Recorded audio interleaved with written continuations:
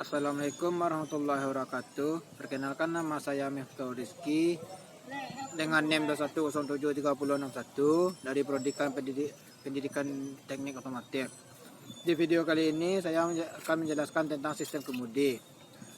1. Fungsi sistem kemudi. Sistem kemudi berfungsi untuk mengontrol arah kendaraan agar jalan sesuai dengan keinginan pengemudi. 2. Jenis-jenis sistem kemudi. 1. Sistem kemudi manual. 2. Sistem kemudi power steering. Sistem kemudi manual adalah sistem kemudi pertama yang digunakan untuk menggerakkan roda mobil saat dikendarai.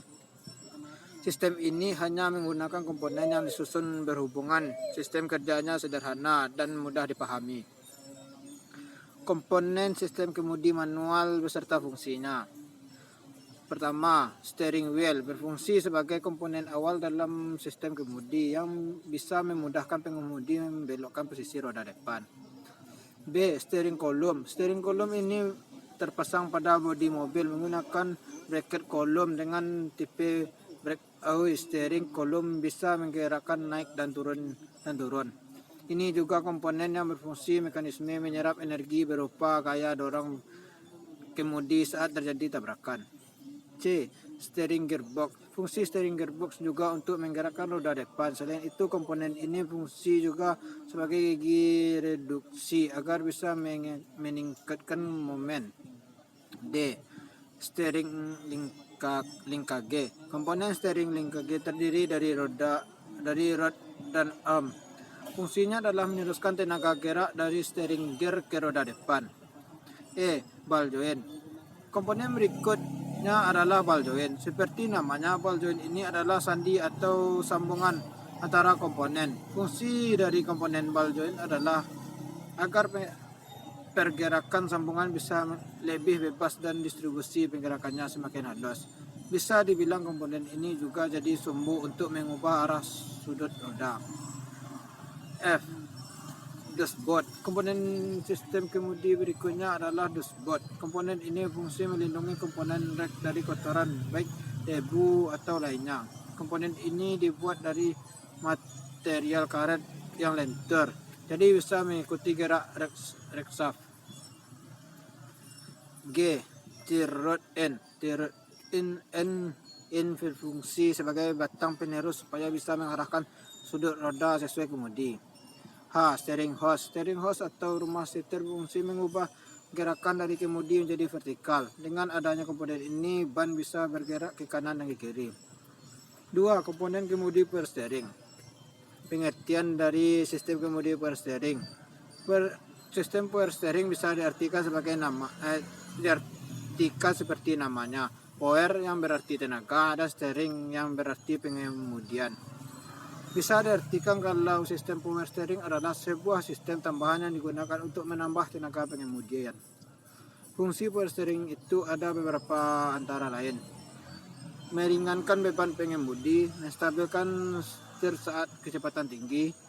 Pada beberapa tipe, power steering juga bisa secara otomatis menggerakkan setir tanpa manusia membelokkan setir. B. Prinsip kerja. Sistem power steering bekerja dengan memberikan asis atau kekuatan tambahan pada steering rack yang berlangsung menggerakkan roda depan kendaraan. Di sini pengemudi akan membelokkan kemudi, lalu dari kemudi akan ada mekanisme steering sistem sampai ke rak. Mekanisme steering assist. Umumnya mekanisme penambahan tenaga ini berupa sistem hidrolik, di mana ada sebuah komponen bernama pompa hidrolik yang memompa fluida. Fluida yang diberi tekanan oleh pompa merupakan energi tekanan, dan energi tekanan ini akan dihubungkan ke steering rack agar dapat meringankan beban setir. Lalu bagaimana steer assist itu dapat bekerja? Kalau hidrolik steering assist itu menggunakan pompa hidrolik yang digerakkan oleh mesin, sementara arah tenaga diatur menggunakan serangkaian katup yang terletak pada steering pinion. Pada tipe motor listrik menggunakan bantuan tenaga listrik, di mana arah putaran rotor itu didapat dari steering gel sensor yang terdapat pada roda kemudi. C. Jenis power steering. Integral hydraulic power steering. Dan inilah gambar dari integral hydraulic power steering.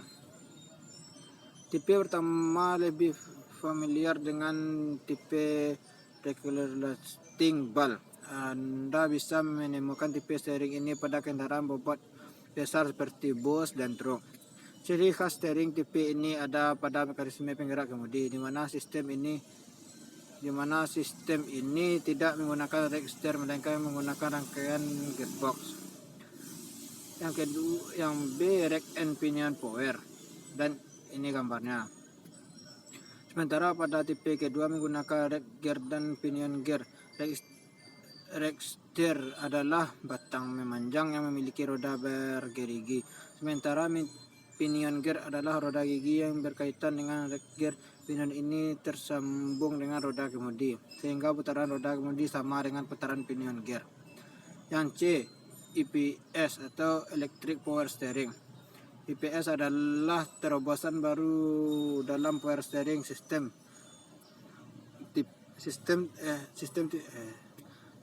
Tipe ini tidak memiliki pompa power steering yang terkadang memberikan mesin. Tipe ini menggunakan motor listrik yang langsung terhubung ke rack gear, dan untuk mengatur berapa RPM putaran motor dan kemana arahnya. Ada serangkaian perhitungan yang dilakukan power steering control module. Modul ini menggunakan data dari beberapa sensor yang dipasang seperti sensor sudut arah kemudi, sensor pendeteksi kecepatan putaran kemudi, sementara sensor kecepatan kendaraan. Tipe ini memiliki kelebihan pada sektor efisien tenaga, dan EPS lebih aman digunakan saat kecepatan tinggi karena motor listrik tidak akan berputar saat kecepatan mobil tinggi. Ini akan membuat setir lebih berat sehingga stabil dalam kecepatan tinggi. Sekianlah penjelasan dari sistem kemudi. Apabila ada kata-kata saya salah, saya mohon maaf. Wabillahi taufiq wal hidayah. Assalamualaikum warahmatullahi wabarakatuh.